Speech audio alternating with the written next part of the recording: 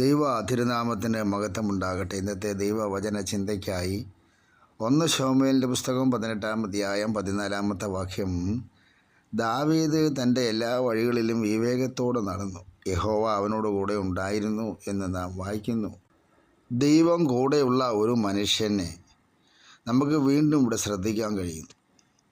ദാവീദിൻ്റെ ജീവിതത്തിൽ ശൗലിൻ്റെ രാജ്യത്ത് ഒഴികെ എല്ലാം ലഭിക്കാനിടയായി തീർന്നൊരു സാഹചര്യമായിരുന്നു ദൈവം ഒരുക്കി കൊടുത്തത്. ദാവീദിൻ്റെ ജീവിതത്തെ സ്നേഹിക്കാൻ ഒരാളുണ്ടായിരുന്നു. ആ ശൗലിൻ്റെ മകനായ യോനാഥാൻ പ്രാണന് തുല്യം സ്നേഹിച്ചു എന്നാണ്. തൻ്റെ വസ്ത്രവും തൻ്റെ എല്ലാം ദാവീദിന് കൊടുത്തു. അങ്ങനെ ജനത്തിനും ദാവീദിന് ബോധിച്ചവനായി, പടജനത്തിന് ബോധിച്ചവനായി. ജനമെല്ലാം ദാവീദിന് 10,000 കൊടുത്തു, ശൗലിനോ 1000 കൊടുത്തുള്ളൂ. ഗോലിയാത്തെ കൊന്നതിൻ്റെ പേരിലുള്ളതായ സ്വീകരണ വേളകളിൽ ഗാനപ്രതിഗാനം പാടുമ്പോൾ കൊടുത്ത ഒരു വലിയ ഗിഫ്റ്റായിരുന്നു 10,000 കൊടുത്തത്. അപ്പോൾ സകല ജനത്തിനും ബോധിച്ചവനായി, സകലർക്കും ഇഷ്ടനായി, ദൈവകൃപയുള്ളവനായി, സകലവും നന്നായി ചെയ്യുന്നവനായി മാറി. ദാവീദ് തൻ്റെ വഴികളിലെല്ലാം വിവേകത്തോടെ നടന്നു എന്നാണ് വായിക്കുന്നത്. വിവേകത്തോടെ നടക്കുമ്പോൾ അത് എല്ലാ നിലകളിലും അനുഗ്രഹപ്രദമാണ്. പ്രിയരെ, നമ്മുടെ ജീവിതവും ഇതുപോലെ കർത്താവ് വിവേകത്തോടെ നടക്കുവാൻ ആഗ്രഹിക്കുന്നു. അങ്ങനെ നാം ചെയ്യുന്ന കാര്യങ്ങളിലെല്ലാം അത് വിവേകപൂർണമായി ചെയ്യുന്നെങ്കിൽ, നടത്തുന്നെങ്കിൽ അതിലെല്ലാം ദൈവത്തിൻ്റെ പ്രസാദമുണ്ടാകും. യഹോവ ദാവീദിനോട് കൂടെ ഉണ്ടായിരുന്നു. നമ്മുടെ കൂടെയും ഈ ദൈവം ഉണ്ടായിരിക്കുന്നു. ഇന്നലകളിലുണ്ടായിരുന്നു, ഇന്നുമുണ്ട്, നാളെയുമുണ്ട്. അത് വിശ്വസിക്കുന്നവർ സ്തോത്രം ചെയ്യണം. ചിലരുടെയൊക്കെ ചിന്ത ദൈവം എൻ്റെ കൂടെ ഇല്ലെന്നുള്ളതാണ്. ഇല്ല, എല്ലാവരുടെയും കൂടെ ഉണ്ട് ദൈവം. ഈ ദൈവം നമ്മളെ കൈവിടാത്ത ദൈവമാണ്.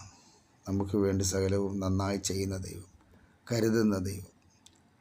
നമ്മുടെ കുഞ്ഞുങ്ങളെ കാത്തു പരിപാലിക്കുന്നു, നമുക്കുള്ളതിനെ കാത്തു പരിപാലിക്കുന്നു. ഇത്രത്തോളം നമ്മുടെ ജീവിതത്തെ ധന്യമാക്കി തീർത്തില്ലേ? എന്തെങ്കിലും കുറവ് വന്നോ? എന്തെങ്കിലും കുറവ് വന്നെങ്കിലും അത് നികത്തുവാൻ കർത്താവുണ്ടല്ലോ. ദൈവത്തിൻ്റെ അനുഗ്രഹങ്ങളും നന്മകളും ഉണ്ടെങ്കിൽ, അല്ല, ഒന്നുകൂടി ഞാൻ എടുത്തു പറഞ്ഞാൽ, യഹോവ നമ്മുടെ കൂടെ, വാഴ്ത്തപ്പെട്ട കർത്താവ് നമ്മുടെ കൂടെ ഉണ്ടെങ്കിൽ നമുക്ക് എന്തെങ്കിലും മുട്ടുണ്ടാകുമോ? ഒരിക്കലും ഒരു ബുദ്ധിമുട്ടും വരാതെ ദൈവം കൂടെ ഉള്ളവനായി കാണുന്നവർക്കെല്ലാം, കേൾക്കുന്നവർക്കെല്ലാം സന്തോഷപ്രദവും ആനന്ദപ്രദവുമായി തീർക്കുന്ന ഒരു ദൈവസ്നേഹം നമ്മളിലുണ്ട്. ആ ദൈവസ്നേഹം നമ്മളിലുള്ളതുകൊണ്ടാണ് നാം ഓരോരുത്തരും അനുഗ്രഹിക്കപ്പെട്ട് മേൽക്കുമേൽ വിടുതൽ പ്രാപിച്ച് സന്തോഷിക്കുന്നത്. അതുകൊണ്ട് നമുക്ക് ഈ ദൈവത്തെ സന്തോഷമായും ആനന്ദകരമായും സ്തുതിച്ചും മഹത്വപ്പെടുത്തിയും സ്നേഹിച്ചും കർത്താവിൻ്റെ എല്ലാ വഴികളിലും, നമ്മുടെ എല്ലാ വഴികളിലും വിവേകത്തോടെ നടന്ന് ദൈവത്തിന് പ്രസാദമായുള്ളത് ചെയ്യാം. ദൈവം അതിന് നമ്മളെ സഹായിക്കട്ടെ. ആരും പറഞ്ഞു കൊടുക്കണ്ട മറ്റുള്ളവർ നമ്മളെ സ്നേഹിക്കാൻ. എന്നെ ഒന്ന് സ്നേഹിക്കുമോ എന്ന് ചോദിക്കേണ്ട കാര്യമുണ്ട്.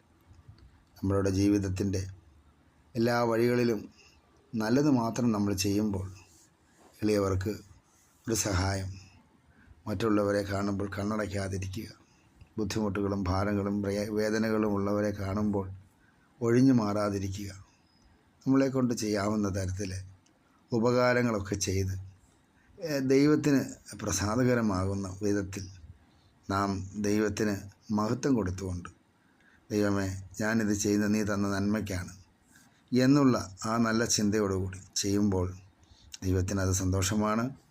അതുകൊണ്ട് ദൈവം നമ്മളെ അനുഗ്രഹിക്കും. ഒന്നുകൂടെ ഞാൻ എടുത്തു പറയുന്നു, യേശു കർത്താവ് നമ്മുടെ കൂടെ ഉണ്ട്. അതിൻ്റെ തെളിവുകളും അനവധിയാണ്, നമുക്കറിയാം.